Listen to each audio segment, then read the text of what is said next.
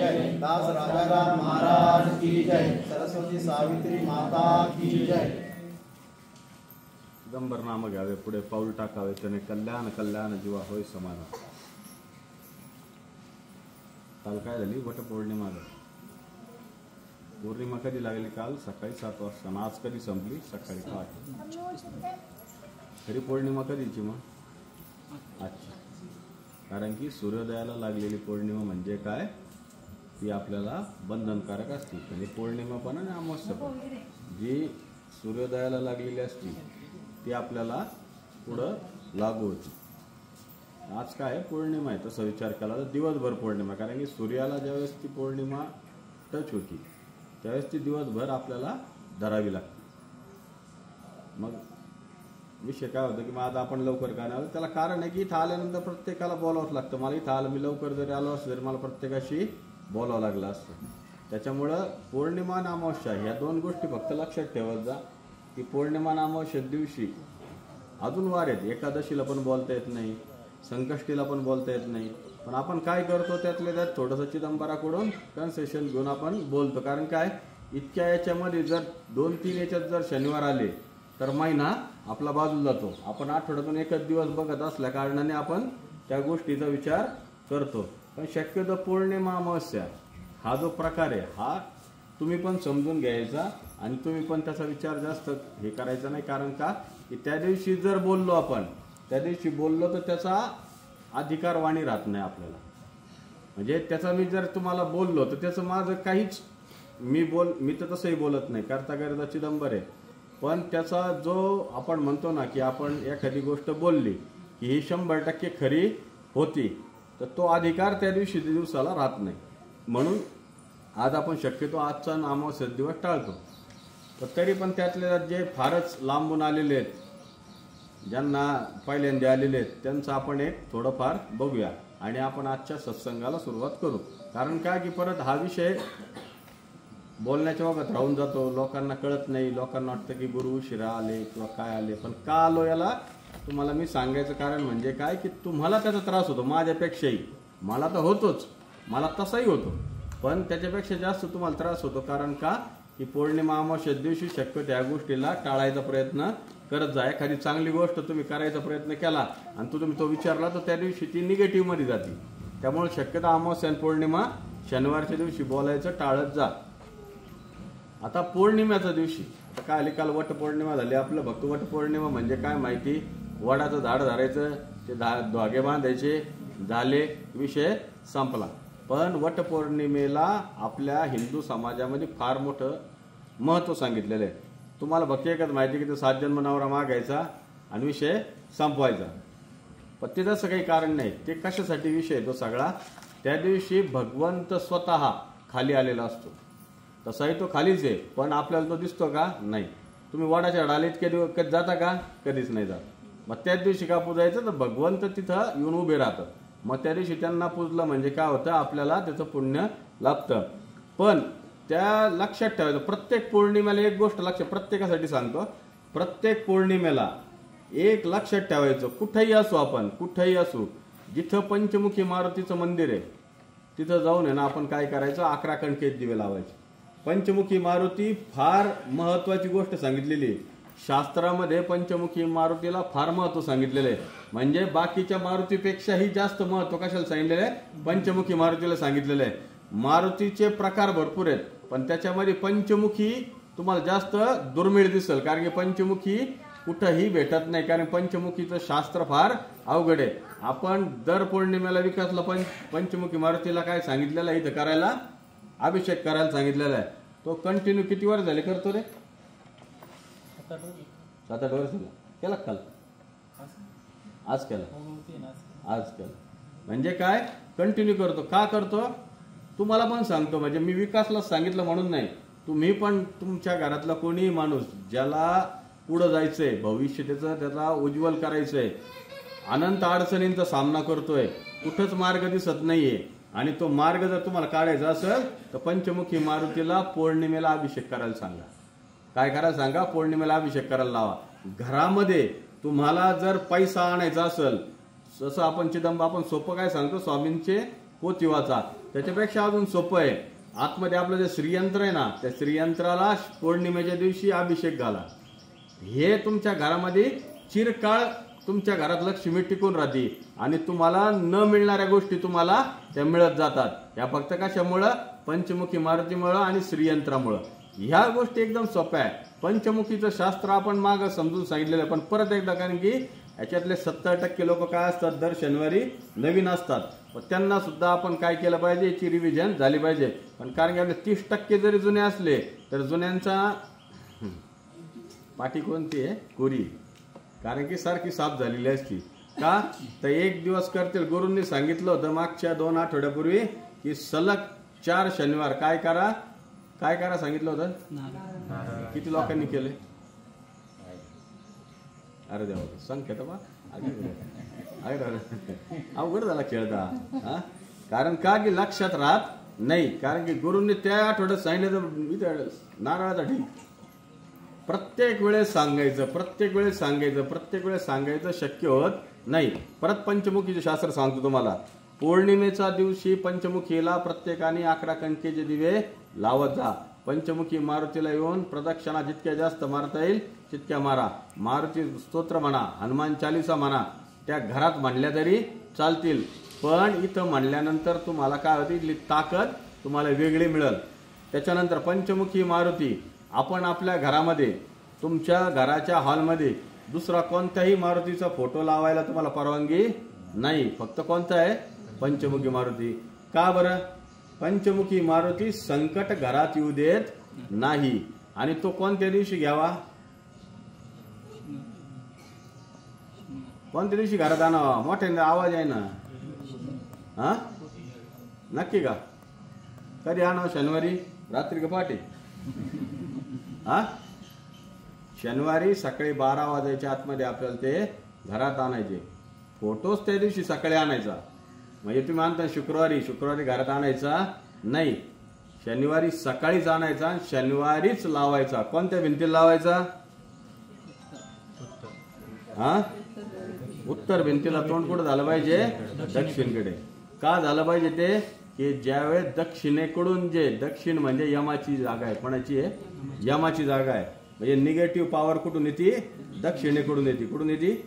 दक्षिणेकडून येते. म्हटल्यानंतर ते कुठं थांबली पाहिजे? जागेवर थांबवण्यासाठी कुठं तोंड करतात? दक्षिणेकडं.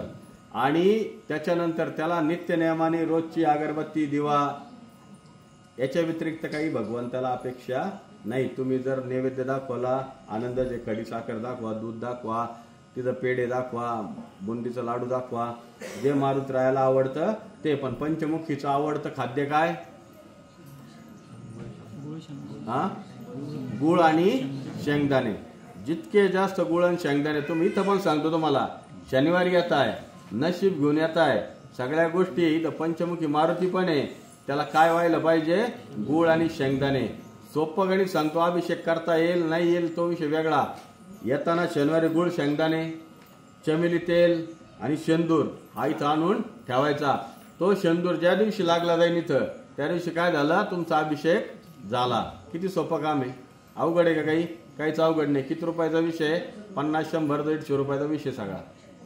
आपण तरी पण काय करतो? कंटाळा करतो.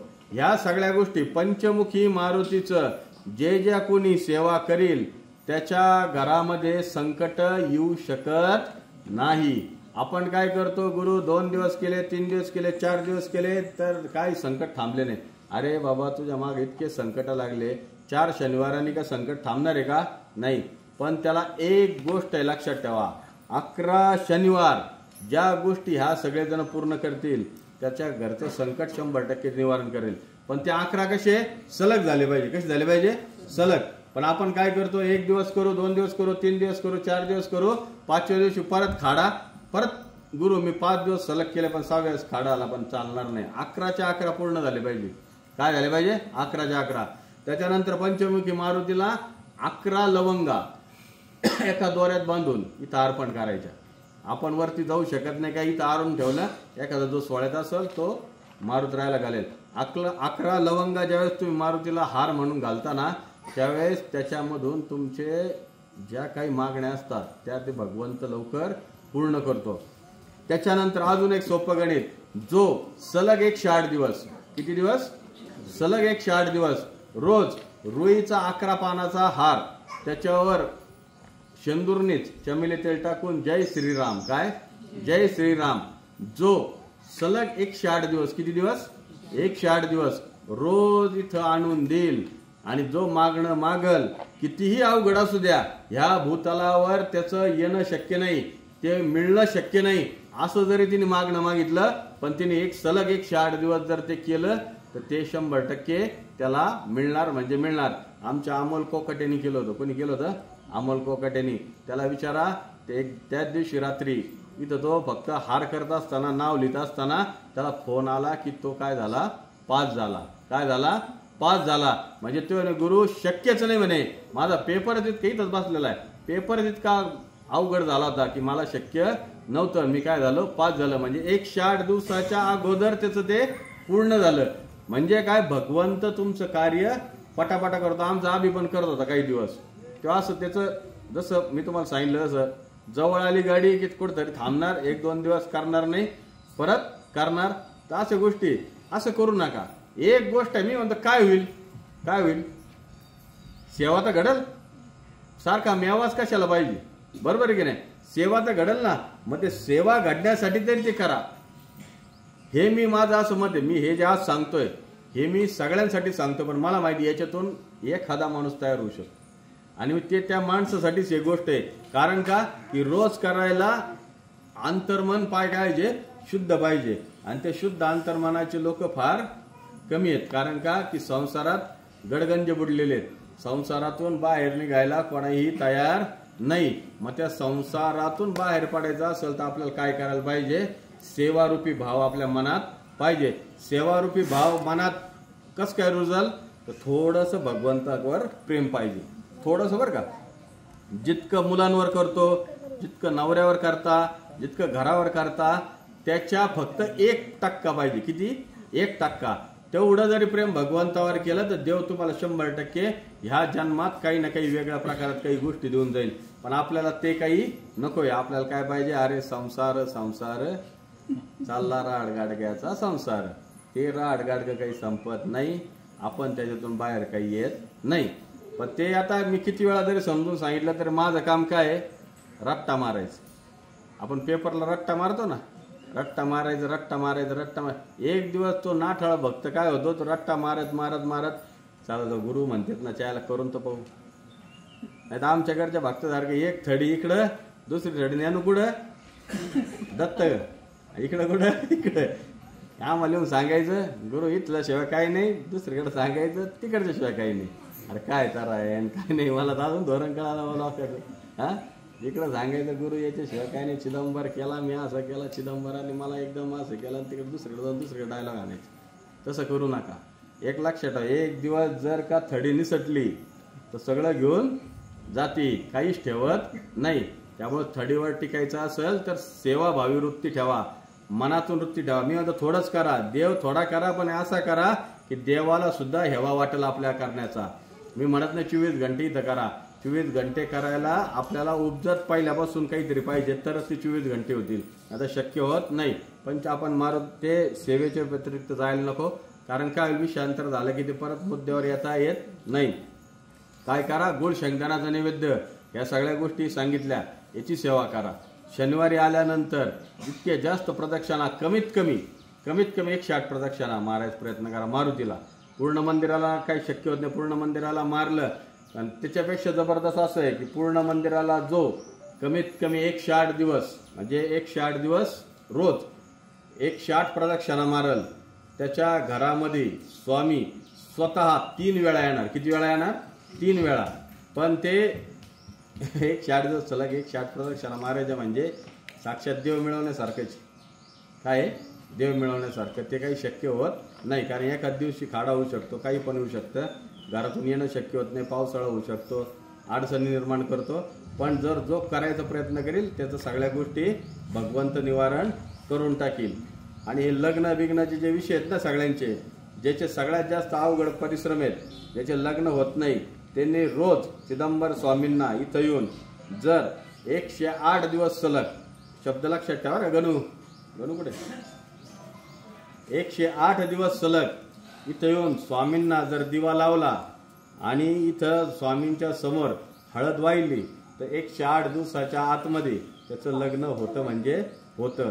हे माझ्याकडून काळ्या दगडावर पांढरी रेष लिहून घ्यायची. हा पण कसे 108 दिवस सलग म्हणजे सलग, याच्या व्यतिरिक्त सलग सोडून चालणार नाही. एक दिवस जरी खाडा झाला तर 107व्या दिवशी खाडा झाला तर त्या दिवशीपासून 108 दिवस परत करायचे. कारण की तुम्हाला काही सोपं खेळ नाही. देव म्हणजे काय भाजीपाला ठेवलेला नाही. देव म्हणजे काय, देव म्हणजे देवच असतो. त्याचं वेगळंच महत्व आहे. ते महत्व तुम्ही आमच्या लायकीपेक्षाही विषय मोठा आहे. आपल्याला त्याच्या दारात आणून ठेवलंय, त्याच्या जवळ ठेवलंय, हेच आपल्यासाठी काय अनंत उपकार आहेत. आणि ते उपकाराचं ओझं आपल्याकडून कधीही बाजूला जाऊ शकत नाही. त्यामुळं पंचमुखी मारुती याचं काय महत्व आहे, हे पंचमुखी मारुतीचं महत्व फार आहे.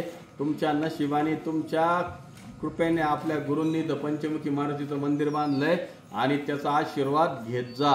कारण काय स्वामींबरोबर स्वामींचं जेवढं काही कार्य आहे, स्वामींच्या जेवढ्या काही गोष्टी आहेत, ह्या सगळ्या पंचमुखी मारुती आणि आईसाहेबांच्या थ्रू चालतात. काय चालतात? आईसाहेबांच्या थ्रू चालतात. पंचमुखी मारुती कोणत्या कोणत्या रूपातून तुमचं कार्य करतो आणि आईसाहेबांचे तर तुम्हाला किस्से कळालेच असतील. 2-3 सत्संगाच्या वेळेस लोकांनी उभं राहून काय सांगितलं, अचानक लेडीज आणि प्रत्येकाच्या वेळेस ते लेडीजच्या साडीचा कलर एकच आहे, आंबा कलर. कोणता आहे? आंबा कलर. कलर काय साडीचा बदलला नाही, लेडीज पण म्हातारीच. आणि ती काय म्हणते, तुमचं कार्य होणाऱ्यांचं कार्य काय झालं झालं. म्हणजे कोण होत आहे? स्वामी आणि आई साहेब, शिव आणि शक्ती जिथे एकत्र आल्या तर तिथं काय शिवशक्ती एकत्र आल्यानंतर काहीही होऊ शकतो. कोणत्याही गोष्टी, ज्या गोष्टी तुम्हाला अपेक्षा पण नाहीत, अशा अपेक्षा तो भगवंत पूर्ण करू शकतो. म्हणजे काय, इथं साक्षात कोण आहेत? शिवन शक्तीचं रूप घेऊन सगळेजण इथं उभे आहेत. मग ते रूप असं आहे की रूप बघायला गेलं तर फार अवाढव्य आहे आणि नाही बघता आलं तर समोर उभे आहेत ते बघा. कारण का की ते डोळे भरतील, डोळ्यात सुद्धा मावणार नाही इतकं मोठं रूप आहे. पण आता आपल्याला मूर्ती रूपात काय करतोय आपण, त्यांना बघतोय. त्यामुळे पंचमुखी मारुतीची उपासना करत राहा. मारुतरायाची उपासना म्हणजे काय, तुम्हाला संकटातून बाहेर काढणे. प्रत्येक गोष्टीला बाहेर काढतो तो. तुम्ही कोणत्याही गोष्टीत तुम्ही अपेक्षा नाही केलेली, अपेक्षा ज्या गोष्टी तुम्ही केलेल्या नसतील त्या सुद्धा तुम्हाला तो मुक्त हस्ते देतो. मुक्त हस्ते घेताना पण दिल्यानंतर त्याचे उपकार ठेवा. काही ना काही लाडू पेढे त्यांना वाहा. काय होते, आपल्याकडं उपकाराची जाण ठेवली जात नाही. कारण का भगवंत द्यायलाच बसलेला आहे, पण आम्हाला काही द्यायची इच्छा होत नाही. प्रत्येक सत्संगाला मी एकच गोष्ट सांगितली, त्या सत्संगापासून मी एकच माझी इच्छा आहे की प्रत्येक इथला माणूस गुजराती, मारवाडी, पंजाबी, सिंधी इतका मोठा हो. मग ते का हो, तर मी तुम्हाला मागच्या 3 सत्संगापासून सांगतोय की आपल्या कमवलेल्या धनातले 10% डब्यात टाकायला सुरुवात करा. तर माझी म्हणणं, इथं आल्यानंतर येणारा माणूस, कारण इथं येणारा माणूस सगळाही कोणी जरी म्हणलं गुरु नाही, आम्हाला पैशाची अपेक्षा नाही, आम्हाला सुखाने समाधान पाहिजे, तर मी 100% त्याला खोटारडा म्हणणार. कारण की तो प्रत्येक जण जो तो धनाचा लोभी आहे. आणि तो धनाचा लोभी आहे. तो धन का वाढल, धन केव्हा वाढल की ज्या वेळेस तुम्ही धन भगवंताच्या दारामध्ये खर्ची करताल त्यावेळेस वाढल. तुम्ही म्हणता गुरु आम्ही खर्च करतो, आम्ही गेलो काल किनाऱ्याला जेवलो 10 जण, गेले वाया, काही उपयोग नाही, काही उपयोग नाही. काही पैसे खर्च करू नका, दोस्तांवर करू नका, कोणावर करू नका. ऐन टायमाला ज्या दिवशी तुम्हाला अडचण येईल त्या दिवशी फोन करा. त्या दिवशी तुम्हाला तोच सांगणारा माणूस काय, आज पैसे नाही राव, कालच मागायचे होते. काय करायचे होते? कालच मागायचे होते. काल होते पण आज गेले का, तर मी एक ठिकाणी दिले. आणि त्या माणसाला आपण प्रत्येक वेळेस अडचणीत असताना आपण काय राहिलेलो आहे, उभे राहिलेलो आहे. पण तो माणूस तुमच्या कधी अडचणीत उभा राहू शकत नाही. फक्त अडचणीत उभा राहतो तो फक्त चिदंबर. बाकी कोणीही तुमच्या अडचणीत उभे राहू शकत नाही. ज्या दिवशी अडचण येते तर पहिला तोंडातून शब्द येतो, देवा आता वाचव रे. काय येतो? देवा आता वाचव रे. मग देवा आता वाचव रे म्हणतो, तर मग शेवटी त्या देवाने जर वाचवल्यानंतर आपण त्या देवासाठी काय करायला पाहिजे हे तुमच्या सत्संग विवेक बुद्धीला तुम्ही स्मरण ठेवा. आणि बुद्धी शाश्वत ठेवून कार्य करायला लागा. इथून पुढं पण सांगतो, इथून मागं पण सांगितलं, स्वामींचे पारायण करा, स्वामींचा जप लिहा, एक पान तरी रोजचा जप लिहिला गेला पाहिजे. स्वामींचे पारायण महिन्यातून एकदा झाले पाहिजे. आणि हे सगळं करत असताना चिदंबराचा डंका गावोगावी जाऊ द्या. जसं मागच्या शनिवारी जंगम स्वामींनी स्वप्नात सांगितलं येऊन की काय हे सगळं कोण करतंय, चिदंबर स्वामी करतात. मग स्वामींचं काय करा, प्रचार करा. देवाला येऊन सांगावं लागतं, पण आपल्या काय बुद्धीत काही येईना अजून. का तर देवाला खाली यावं लागलं आणि सांगावं लागलं काय की माझा प्रचार कर. पण आपण काय करतोय, घरात बसूनच चाललाय आहे की नाही. आपल्या पुरता मर्यादित देव ठेवलाय आणि देव पलीकडे जाऊ द्यायचा नाही. कारण का मला मिळतंय ना. मागच्या शनिवारचा विषय तुम्हाला सांगतो. मागच्या शनिवारी ज्या मुंबईच्या ताई आल्या होत्या ना, यांनी उभं राहून सांगितलं काय काय झालं. त्याच्या आदल्या आठवड्यात त्यांची सख्खी बहीण आली होती, पण त्याच्या पहिल्या आठवड्याला सख्खी बहीण ह्या बहिणीने एकमेकाला सांगितलं की मी देशवंडीला जाते म्हणून. आता किस्सा काय खतरनाक आहे बघा. आता मी त्यांना म्हणलो की ते कोतवाल आले होते माझ्याकडं. कोतवाल तर माझी सख्खी बहीण आहे म्हणलं. ते म्हणला चालू होते मागच्या आठवड्यात त्यांच्या मुलं का सीए झाला, हे झालं. ते म्हणे नाही मला तर काही माहिती नाही, मला तर उलट काल पडत म्हणे माझा मुलगा अजून सीएच झाला नाही म्हणे. म्हणजे काय इथं सख्ख नातं नाही, काय नाही.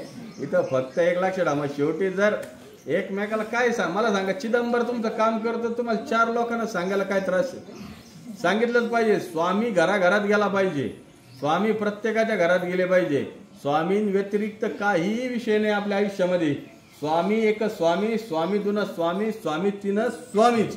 बाकी आपल्याला कोणी नको, विकास नको, अमल नको, लाला नको, कोण नको आपल्याला.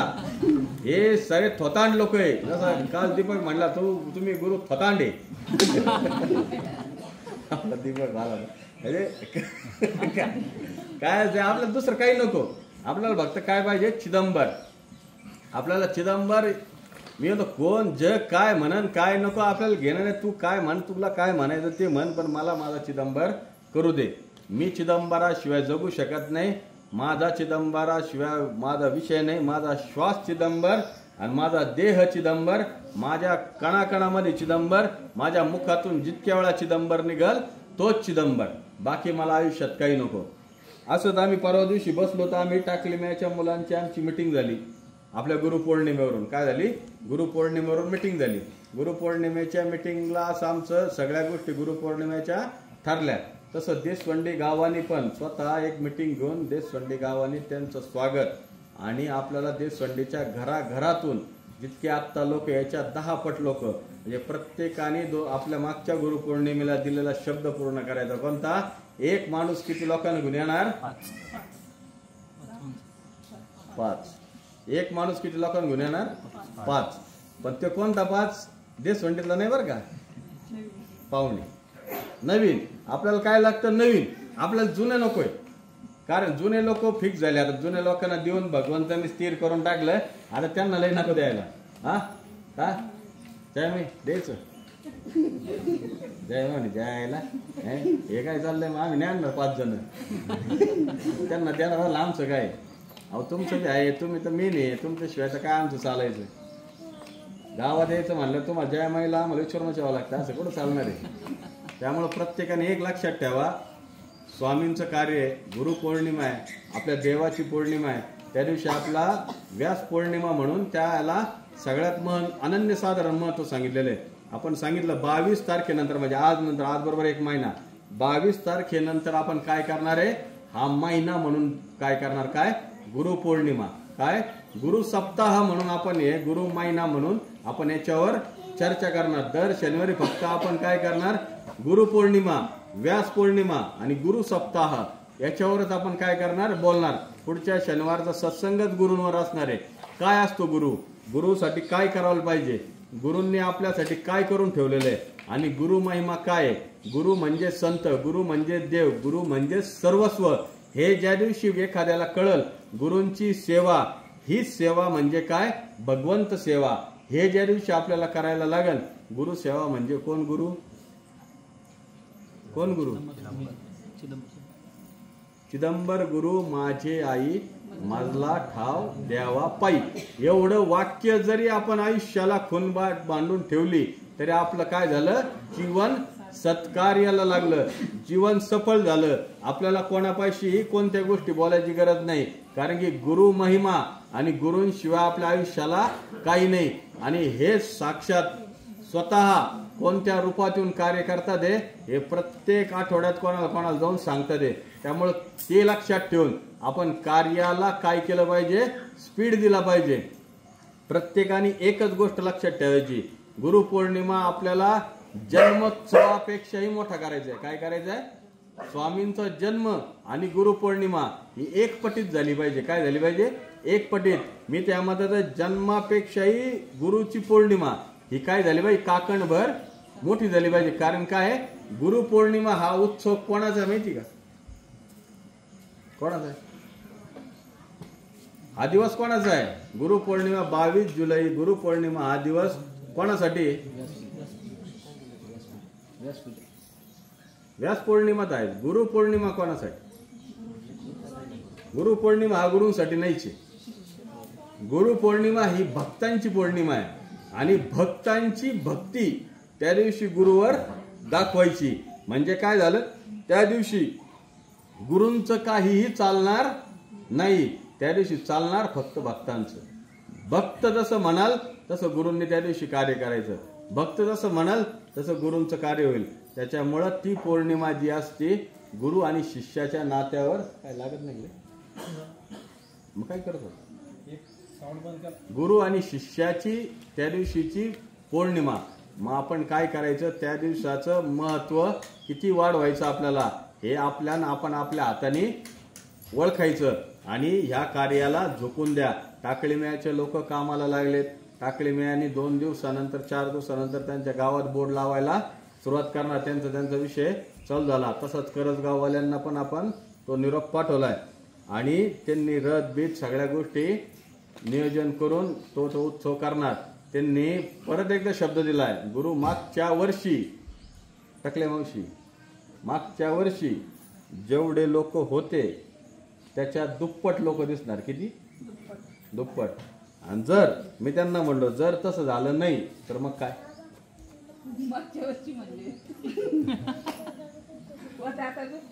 मला खोटं ठरवा ना. मग आमचं म्हणणं नाही, आम्ही तर उलट हारायला तयार आहे त्या दिवशी. आम्ही म्हणतो आम्ही हारलो तर आम्हाला आनंद आहे, असा तो दिवस पाहिला की मी हारला मला आनंद होतो. मागच्या वर्षी 100% मागच्या वर्षी अफाट, म्हणजे तो पाहून मी अक्षरशः माझ्या डोळ्यात पाणी आलं होतं की एवढे लोक येऊ शकतात एखाद्या गावावरून.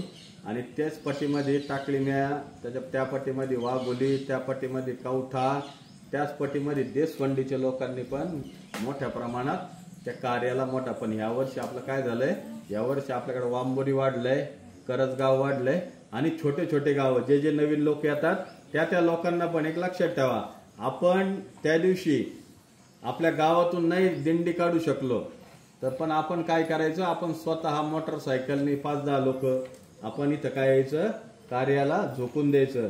आणि विजू मोरेवाडीचा विषय हा दत्तू दरवेळेस आपण सांगत असतो, पण दत्तू काही कार्यामध्ये भाग घेत नाही.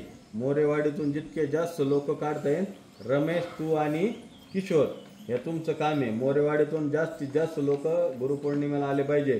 साजन तुमचं पण करजगावच्या दिंडीमध्ये तुझ्या एरियातून लोक आले पाहिजे. म्हणजे काय, जे नवीन गाव आहेत, जे गावाचा माझा जास्त कनेक्ट नाही पण मुलं ओळखतो मी तेवढ्या पुरतं. चांदेकरांना तिथं कार्यक्रम असतो, पण त्यांनी पण कार्यक्रम झाला की कार्यक्रम झाल्या तुमचे वैयक्तिक लोक घेऊन तुम्ही लवकर आलं पाहिजे. पण जे लोक आहेत, जे स्वामींचे पूर्णपणे भक्त आहेत, त्या लोकांनी काय केलं पाहिजे, पायदिंडीत आलं पाहिजे. लाटे साहेबांनी तिथं थांबायचे, लाटे काकूंनी कुठे यायचं, पायदिंडीत यायचं. कुठे यायचं, पायदिंडीत. हा शब्द मला तुमच्याकडून पाहिजे. तुमच्या बरोबरीने 4 लेडीज तुमच्याबरोबर आल्याच पाहिजे. मला काही त्याच्याशी कारण घेणं देणं नाही. मी त्या दिवशी जर तुम्ही त्या पायदिंडीत नसल्या की लाटेंना लगेच घरी राम राम. आपला हक्क आहे, आमचा काय अधिकार आहे तुमच्यावर, तुम्हाला सांगायचा आमचा अधिकार आहे. त्याच्यामुळे एक लक्षात ठेवा, टाकळी मेवाले वाघाचा आखाडा हा एकत्र दिंडी आली पाहिजे. ती वाघाच्या कड्याच्या लोकांना एकत्र तुम्ही जाऊन भेटा आणि त्यानुसार कार्य करा. बाकी चिदंबर करता करीत आहे, आपल्याकडे काही विषय नाही. बाकी सगळं स्वामींच्या हातात घेतलेलं आहे आणि स्वामी कार्य करणार आहे. टाकली मी आता सत्संग कधी आता अजून एक शनिवार येतो का शेवटचा करपे मावशी आपला फायनल झाला ना तो आपला करपे ताईंच्या घरी आपला तो सत्संग फायनल झालाय. त्या घराला एक जोरात टाळ्या वाजून त्याला कारण सांगतो कारण का म्हणायचं असं. गुरूंवर अफाट प्रेम आणि गुरूंवर श्रद्धा याचं मूर्तिमंत उदाहरण म्हणजे करपे फॅमिली. कारण का की आम्हाला सत्संग घ्यायचा टाकलीमधले सत्संग आपले बुक झालेले, पण हा सत्संग होता थोडासा गावाच्या बाहेर. माझी वैयक्तिक इच्छा होती हा सत्संग कुठं व्हावा, गावाच्या मिडलला होता. तर सगळ्यांचं म्हणणं आलं की गावाच्या मिडलला करायचा. तर त्या अभंग मिस्त्री त्यांनी त्या गोष्टी आम्हाला आमच्या मागे लावले होते बऱ्याच याच्यापासून की आम्हाला तो सत्संग द्या. पण त्या सत्संगाचं द्या तर मग त्यांना होकार दिला. त्यांनी होकार दिल्यानंतर ऐन टायमाला त्यांच्याकडे काहीतरी लग्नाचा विषय आला आणि त्यांनी सांगितलं हा सत्संग काय करा फक्त आम्हाला पुढच्या महिन्यात द्या. आणि सांगितलं कधी 3 दिवसापूर्वी ज्या दिवशी आम्ही टाकली मॅची मीटिंग घेतली त्या दिवशी सगळेजण झाले गडबडले. मी म्हणलं घाबरू नका, आपलं फक्त एक काम करा, एक शेवटचं प्रशांतला विचारा. प्रशांत जर नाही म्हणला तर आपण हा सत्संग उचलायचा आणि खंडोबा मंदिरात करायचा. म्हणजे काय झालं गावाच्या मिडलला आपलं कार्य झालं. पण जालू मामाचा मला सकाळीच फोन म्हणजे रात्री 12 वाजता आमची मीटिंग संपली 8 वाजता जालू मामाचा मला फोन की प्रशांतकडे आहे. प्रशांत म्हणला की 100% मला सत्संग घ्यायचा. म्हणजे काय सकाळी उठल्यानंतर तिने 1 मिनिटाचा सुद्धा आडावेडा नाही. गुरु घ्यायचा तुम्ही म्हणले घ्यायचा म्हणजे घ्यायचा. एखादा काय म्हणला असा तयारी नाही नंतर घेऊ पाणी आहे पाऊस आहे. पण देवाची इच्छा ज्याच्या घरात व्हायचा सत्संग त्याच्याच घरात होतो. तुमच्या आमच्या हातात काही गोष्टी नाही. भगवंत कृपा करायला लागतो की अशी करतो की त्याला त्याच्या घरात त्या दिवशी जायचंय. आणि मागच्याच महिन्यामध्ये आपण मागच्या महिन्यात लोकांना भवाळांकडे होता ना सर आले का? अरे वा, आज मी 2-3 जण उठवून आज सरांचा तुम्हाला भवाळा कुटुंबाच्या घरामध्ये मागच्या सत्संगाच्या वेळेस मी गेलो होतो. त्यांना मी शब्द दिला होता. काय दिला होता तो शब्द त्यांच्याच तोंडाने ऐका. या सर